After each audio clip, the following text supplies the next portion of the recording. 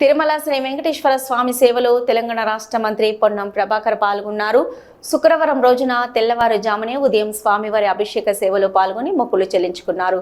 స్వామివారి దర్శనం అనంతరం రంగనాయకుల మండపంలో అర్చకులు వేద ఆశీర్వచనం అందించారు. టీటీడీ అధికారులు స్వామివారి తీర్థ ప్రసాదాలు మంత్రికి అందజేశారు.